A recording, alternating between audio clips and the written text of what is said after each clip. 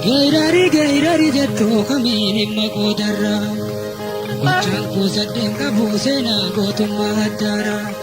Hawwiin koo immoo guddaadha tattaaffiin kootis fuuldura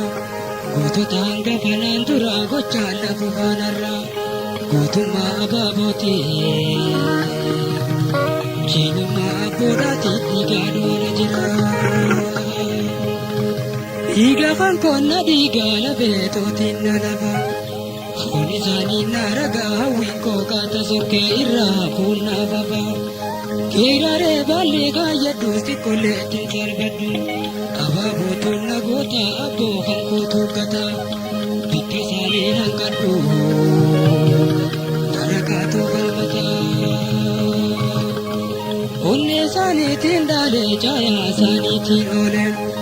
Karakatum fafesu ebo anta abole Kakak sagoge, mino tidagoge. Yani mata gotuma ababura nasburka, ababu wakang ko abole, goto tabale hamoga. Guya kang ko ne hamuture isu isarmaka, nalubu milandebu, wakin akisubuka. Bokunya pacha da beno maluina ukure Udawarana chire di gadina ramare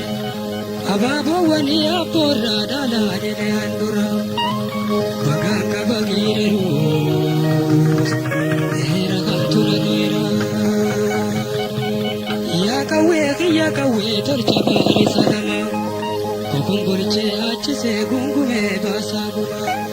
Luini marif se ora dande se tisidima Kaka khisa si darbe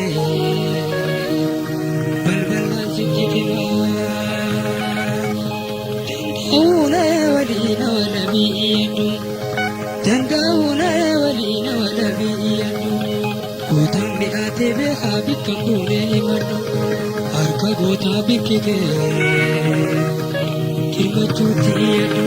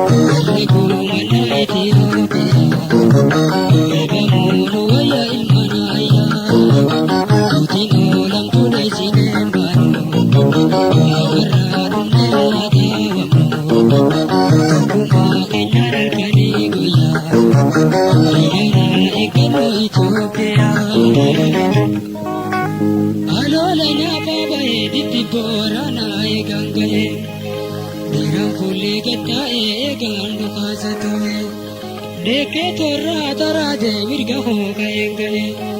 Iyo sunguyang kote Ni geira rahul kaye Geira runko egano le virgi kolole Wahille kona wahalle kawe ko apamalle Kawe ko ya kawale lanti sibile lele Sibile wacha kodawe pisale Sinindina villane Kokongorche virgangale Kawe kiya ya kawe sibila kawa kayna Elgida hangushte afani tufta owa Gubala bale bosi tarra rowe mea Tiruko ilma ayo Charchi se tinsina Kawe kiya ya kawe ya wahila wahalle Sini kawe halere geira rabalingare Sila kufe kumbole gara bine sagare Silupune evale Irreko irrangare